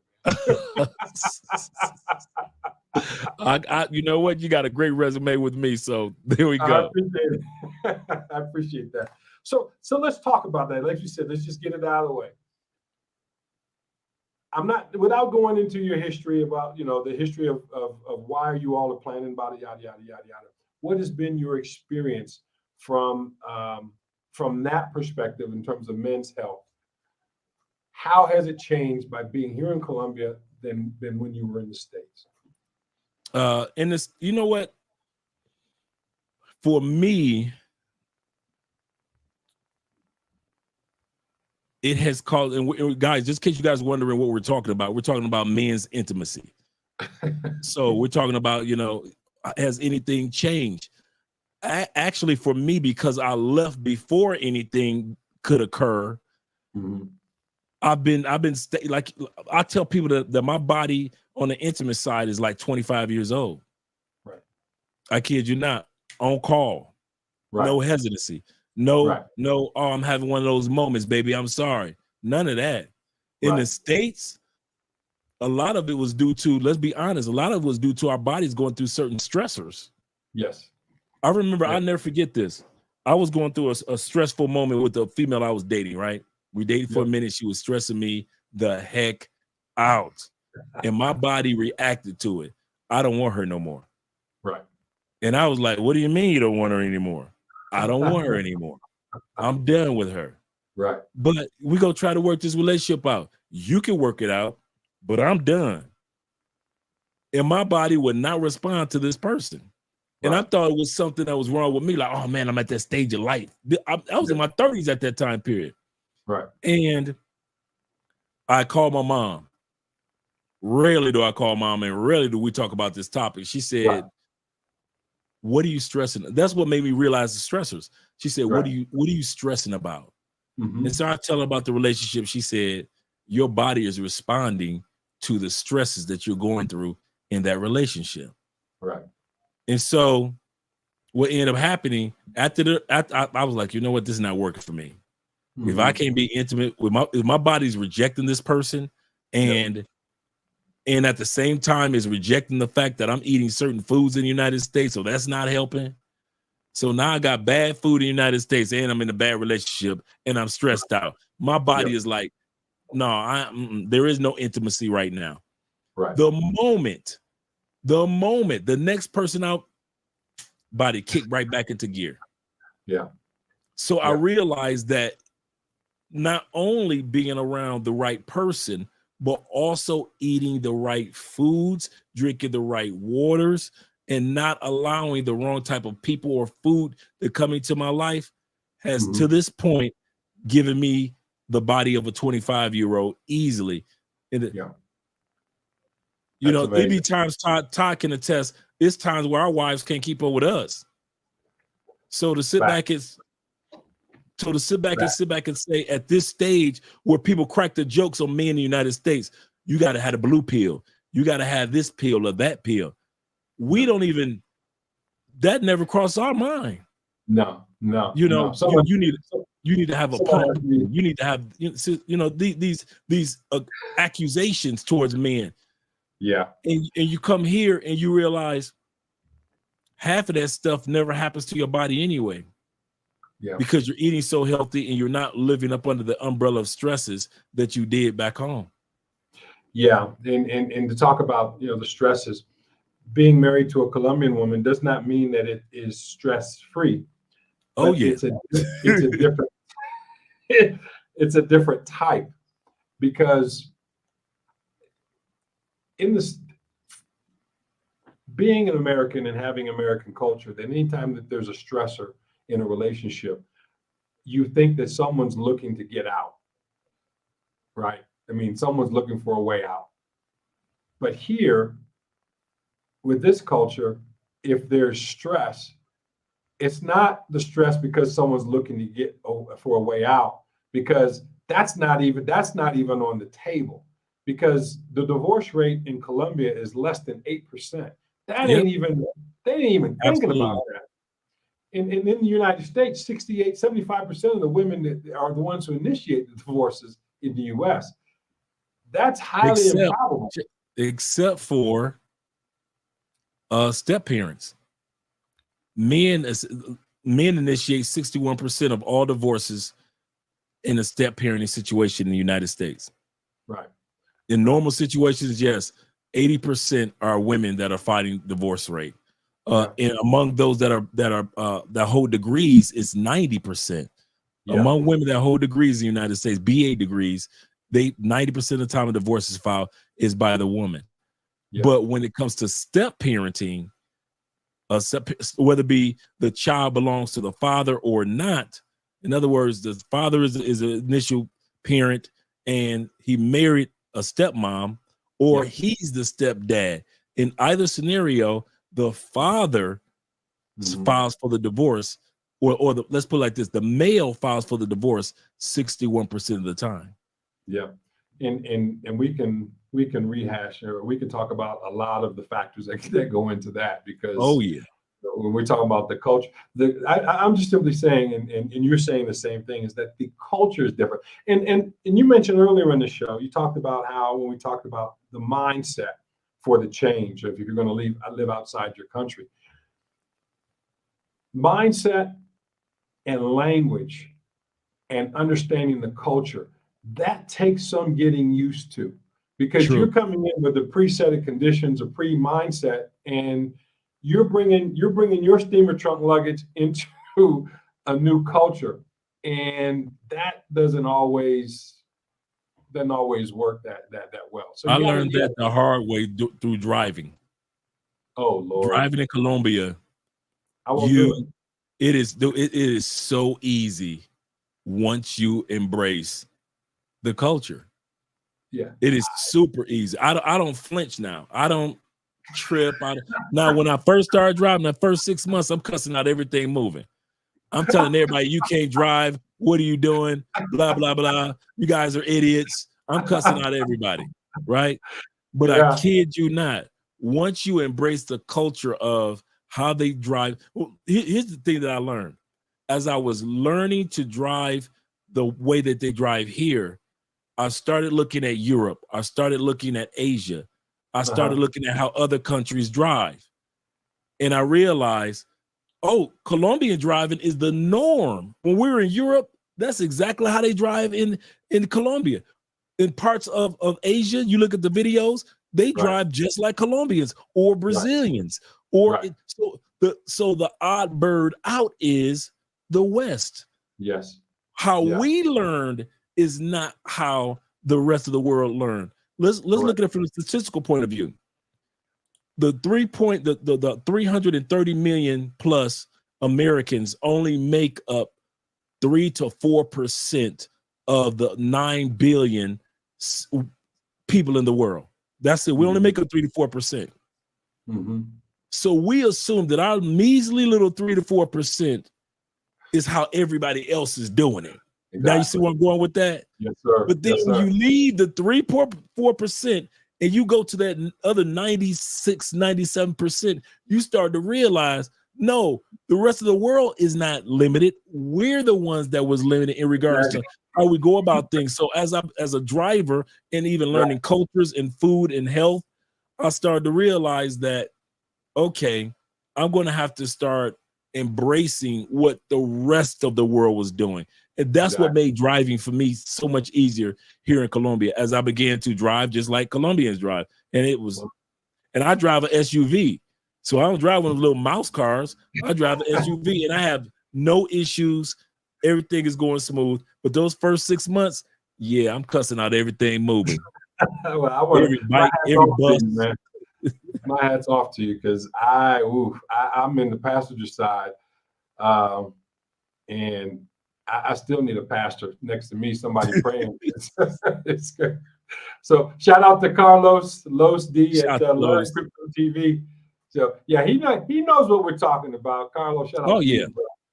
And shout out to Passport Stamp. Thank you for the super chat. Oh yeah, shout out to my man.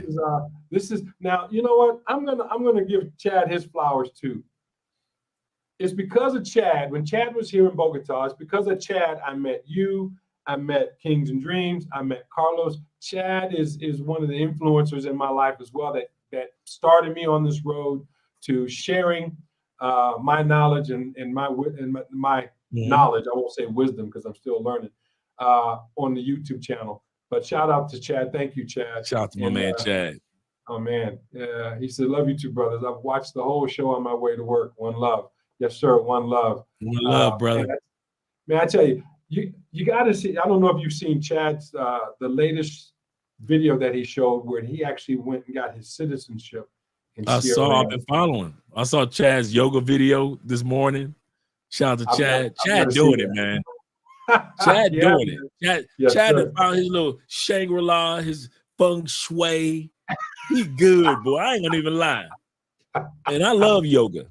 So I'm with Chad. That's what's up, Chad. I got my yoga mat right here.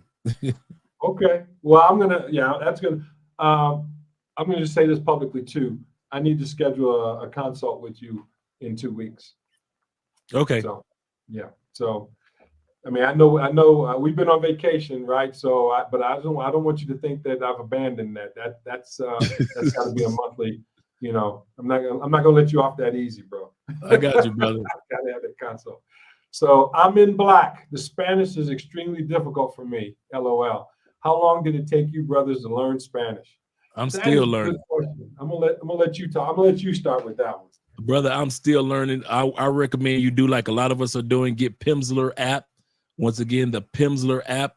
Guys I kid you not, I'm seeing guys coming down here that I knew I saw 8 months ago coming down here speaking Spanish like it's nothing.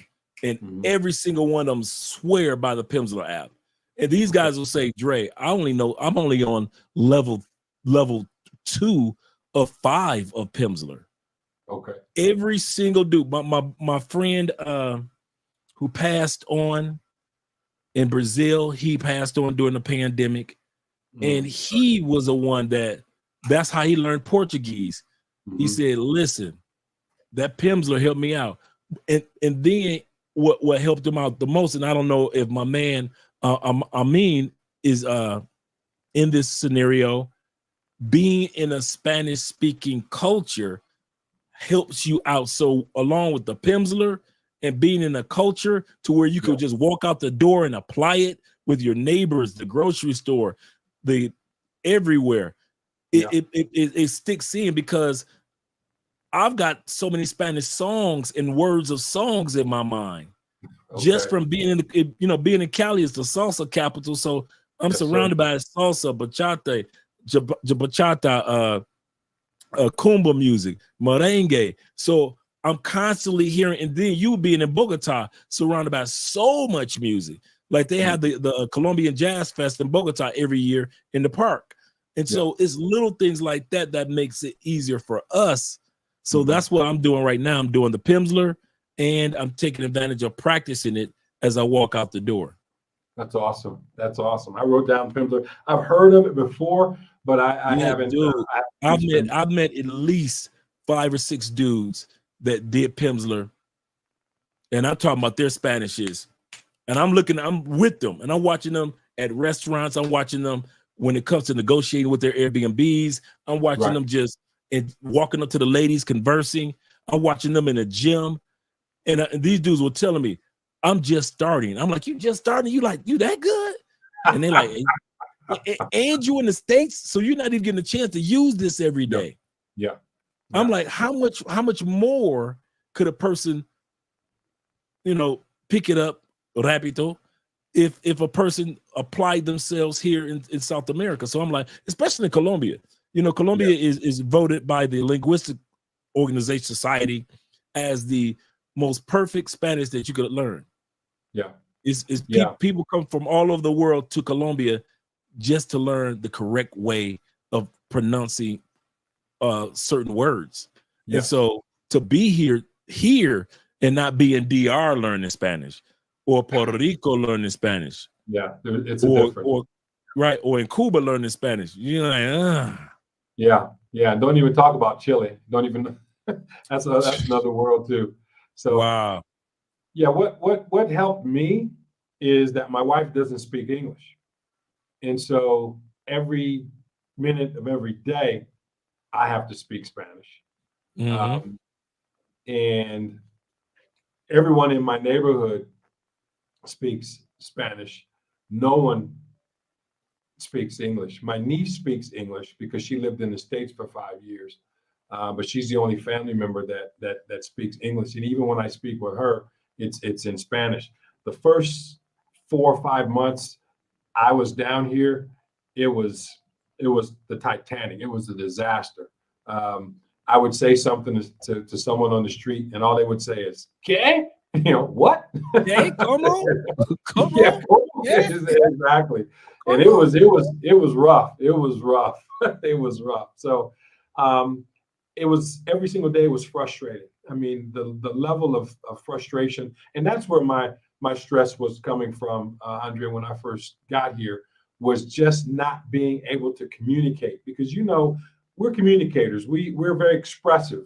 And so if we can't get our message across to where someone understands, it can be very frustrating, and we internalize that and we say there's something wrong with us, as opposed to, well, that's just the way it is. How can I improve?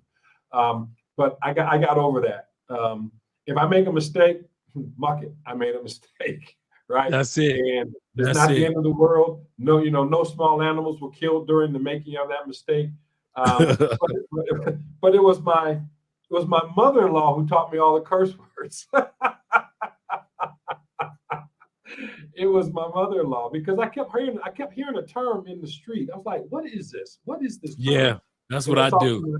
Yeah. That's what I do. Yeah. One of the biggest things was we are taught the word aquí, right, which means here, aquí. Here. Mm-hmm. But in the streets, they don't use aquí. They use acá or allá, here or there, acá, allá. Mm-hmm. So I'd say, well, I want an arepa. They'd ask, do you want it here or do you want to take it? Is por acá or allá? The one word, domicilia. So when we hear domicilia in English, we're thinking, okay, home, but that's take home or takeout. If you want someone to deliver it to your home, it's domicilia. And so after a while, if you keep hearing it over and over, sometimes 1,000 times or even 10,000 times, and you hear it, now you start to integrate it. And there are some times where I might be speaking in English. For example, I might be with a client or teaching a course, and all of a sudden I'll stop because my brain is just caught in between Spanish and English, and I don't know. And I'm like, I don't know what to say. So they do the same thing here in Cali. Instead of saying otra vez, meaning again, or over, they'll just say otra. They say what? Otra, like do it again. Okay. Otra. Yeah. Instead of saying otra vez, they'll just, which means do it over or bring it again, or like when like you're taking the pictures with the ladies, you take a picture and the ladies will just start screaming out otra instead of otra vez, they'll just say otra. And so down here you just automatically, or instead of saying buenas tardes or buenas noches or buenos dias, down here in Cali, you walk past somebody just buenas. Exactly. And it just represents just it. Right. You know, I was, every blue moon you hear somebody say hola. Every blue moon you hear somebody down here say hola. But in Mexico, I heard hola, hola. In DR, I heard hola. Cuba, I heard people say hola, but not that much here. no. People don't just say hello in the grand scheme of things. They say good morning or good afternoon or good evening. You know what? You're right. You're right. Every blue moon you'll hear somebody say hola, but not that often. Not that often. No, you're absolutely right. And surprisingly, all of this goes to the health, because if you're talking about mental acuity and what they call plasticity, mental plasticity, learning another language is incredibly healthy for your mind, especially as you get older. Kids can learn a language. I mean, you know, they learn languages very, very easily, but being able to learn the language, and even if your pronunciation isn't correct, what I've found is that the Colombians that know that I'm attempting to, or they know that I'm not from here, they accept it and they help you out. Many times they think I'm from Brazil because of my accent, right? Because they think it's a Portuguese accent. I'm like, no, I'm from OHIO, baby. So the Ohio boys. Yes, sir. Yes, sir. So Andre, you know, we've been almost an hour and 45 minutes. And you know what? I know that you're a very, very busy man, but I just want you to know I really appreciate the time. Appreciate that you've come on to my show. You've honored me with being on my show. And I just want you to take a moment to talk about your projects, meaning your shows, but then also to leave our listeners with a final word. So I'm going to give you the stage. Here you go. I mean, as I started off, I was discussing the fact that one of the books that I'm writing this year, and it'll be launched. Well, I'm actually finished with it. It'll be launching this year. Is Bankrupting BS in Your Life, and it's mental preparation for relocation, and it's overcoming your excuses. In other words, overcoming your distractions, your distractions, discouragements, complacencies, and fears. Once you stop giving yourself excuses in those 4 areas, you'll notice that your transition into another country, into a new job, into a new business opportunity, it'll just ricochet. It'll take off. And so we discussed in the book those type of things. So I'll be launching that in a couple of years. Like I said, it's mental preparation for relocation. The next thing that we're working on is, you know, once again, our YouTube channels, Mostly Money, Love Crossing Borders, Andrea Wallace TV, as well as Travel Unravel. All 4 of those channels are now monetized. So it's kind of funny. It's like Todd is like a ping pong ball, to where if one channel is not doing great, don't worry about it. The other 3 channels are making up for that channel economically. So we're working on that. Also, again, this year, starting in September, we're going to be doing the fundraiser once again for the Children's Cancer Foundation here in Cali, Colombia. I was asked this year to be a speaker in Houston with Obsidian Ali's and the Black Manosphere Conclave convention. Last year was in Atlanta, had a great turnout. You had lead attorney come speak. You had Culture Clinician came and spoke. You had Richie Mack, Zoom to Thailand, flew into Atlanta to be a guest speaker. So this year they invited me to come out and to be a speaker at the event, encouraging men to be able to start the process of traveling. So these are some of the things that we have coming down the turnpike, not including some of the sponsorships that we got going on, and some things that I got planned for the Patreon and the membership that we have there. So I'm excited about it. But all this goes back to what Todd started off with. I'm able to do these things because I'm taking care of my health. And if a person does not take care of their one true form of transportation, because your greatest form of transportation is not your car, your bike, your motorcycle, or airplane or boat, the greatest form of transportation is this body right here. And so as long as you're taking care of that body, take care, in other words, that mind as well, you'll find yourself opening up doors that you least expected. Some of the doors that don't open up for us as far as accomplishments don't open up because of health. You may not be getting proper sleep. Lack of proper sleep means that you are not mentally alert to know when those opportunities are there. But when you're taking care of your health, guys, I promise you, it opens up doors that will amaze you, including the door of relocating to another country. That's awesome, Andre. Really appreciate those words, man. And you are absolutely right. As I said, that I was late to the expat life, although that I had been studying it when I was studying finance and economics in undergrad and graduate school. I was aware of the expat life, but I had to bankrupt the BS in my life in order to get here to Columbia to able to get on the road and on the road to be able to do some of the things that are important to me. So I really appreciate those words, and I appreciate the example that you provide. I don't believe in coincidences, and so I know that there's a reason why God put those other gentlemen in my life in order to introduce me to you. And what was interesting is that during the pandemic, it was 2020, that I saw a guy, I Am Mara. I don't know why I started watching him. I Am Mara. He was the first expat YouTuber, traveling around, and I was watching him, and I was watching his channel when he had maybe 100,000, right? I think it was 2020. He had 100,000. I think he had just monetized it. Yep. And then I saw Ace live, and Ace was around 60,000 at that time. And so what was interesting is that when I ran into Chad said, "Oh, I know those guys." I'm like, really? Well, I'm going to introduce you to Kings and Dreams. And I'm going to introduce you to Andre.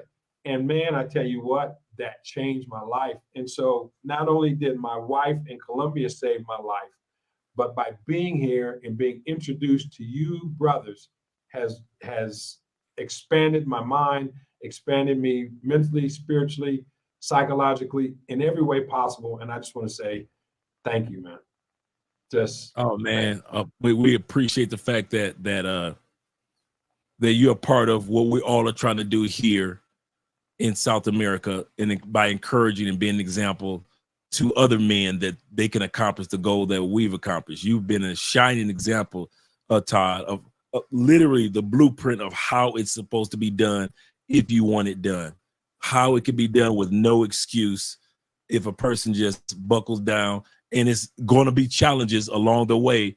We often say that don't think that the first 5 years is going to be the challenges. It's going to be ups and downs and things that you forgot about in the States. And I got to go back to the States for this. And I went back and forth to the States.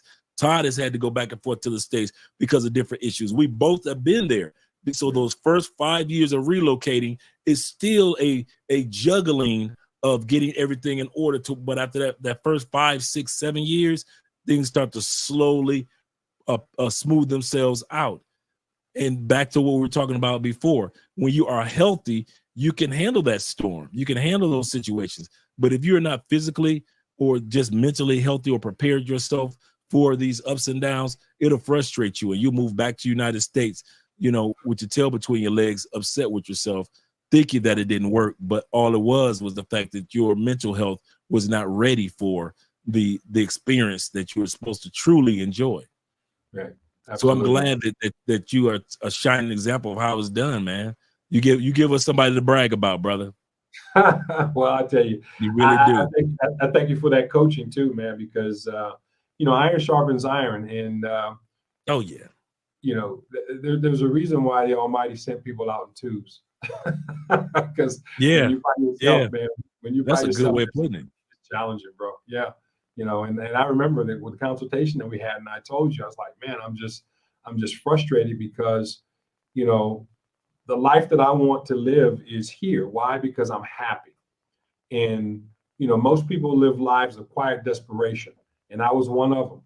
But when I got here to Colombia, I say that this is the Garden of Eden. Now, other people might go to other countries and that might be their Garden of Eden, but my Garden of Eden, which is peace, is here in Colombia. And knowing that I have brothers like yourself, brothers like Carlos, brothers that are here and that they're experiencing the same things that I'm experiencing,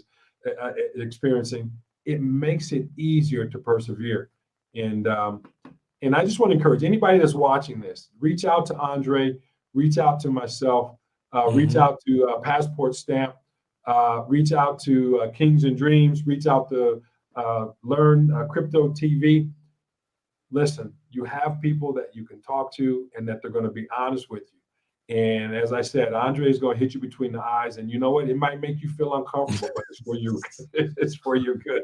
Ain't no mic to it. You're gonna be uncomfortable. Oh, you. If I gotta be uncomfortable with straight shots between the eyes of myself, and that's why I think one of the things, Todd, and not to hold you up, one of the things that allows me to be straight honest with other guys and them kind of somewhat accepting it is because they know I'm straightforward with telling my stories. So these guys have heard so many of my stories, like, oh, well, it ain't like he ain't never said that he ain't been through that himself, or Andre went through worse. So let me go ahead and get this area together of my life, because Andre had gone through way worse than what I'm going through right now. So I try to keep that transparency there. But if I ever came across like a Mr. Know-it-all or a guy that's never been through any storms, then that would be more problematic for me to encourage guys than for me to tell guys my testimony, and I know that they can make it through the storms too. In full disclosure, I always like being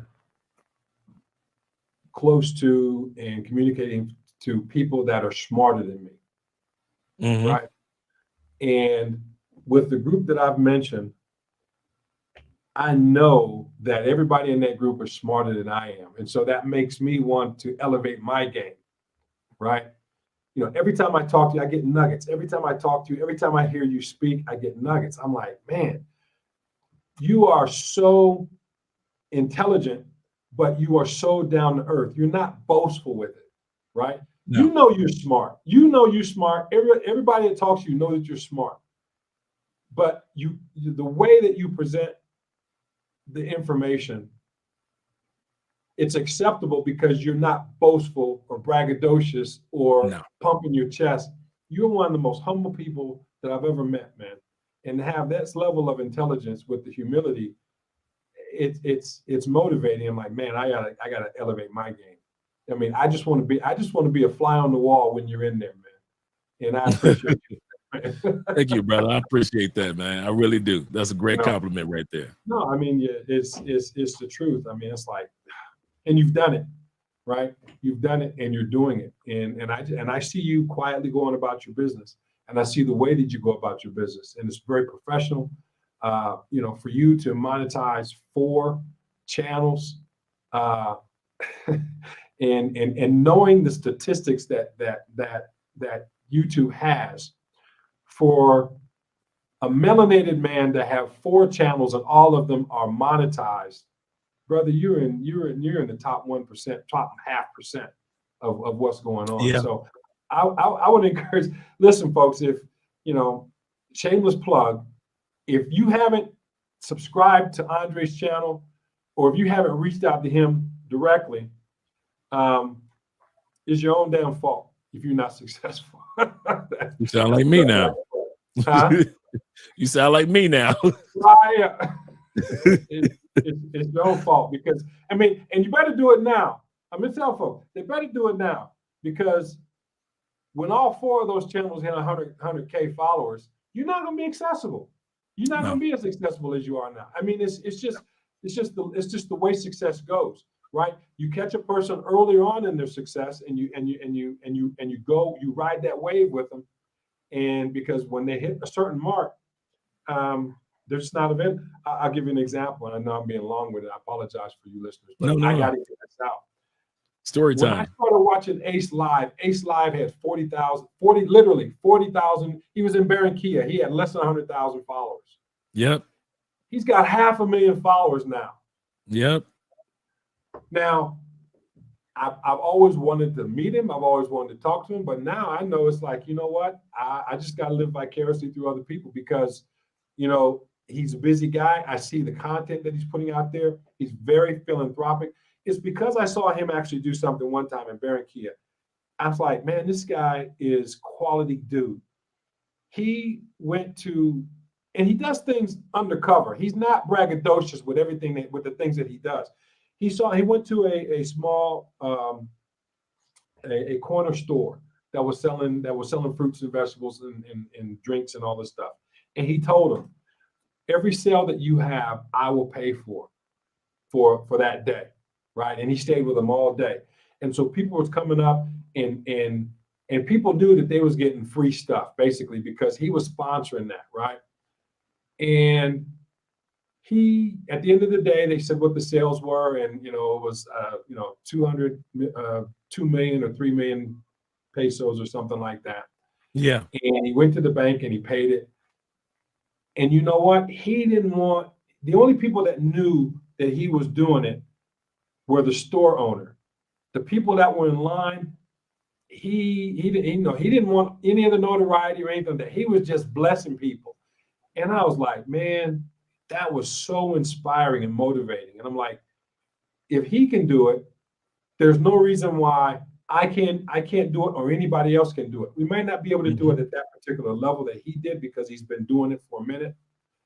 But if we're able to just help the guards at where we live, or to help the guy that's on the street that's selling trash bags to be able to support his family, and just say, hey, I'm just helping you. But you know what? If you tell anybody else, I'm not helping you ever again. It stays here. This is a secret. You bless people in secret, and the Lord will reward you openly. So that's right. That is, you guys are so impressive, man. And it's iron sharpens iron. And I just want to be part of the Musketeer group, man. And that's why I got to elevate my, and Alexander Dubois, by the way, was a Black man who wrote The Three Musketeers, just for those who might not know. Yes, he was. So, Andre, I appreciate it. And folks, you're watching Infinite Growth TV. And the last word I promise I want to leave with you is this. We are what we continually do. Excellence, then, is not an act, but it's a habit. Until next time, you're watching Infinite Growth TV. Be blessed.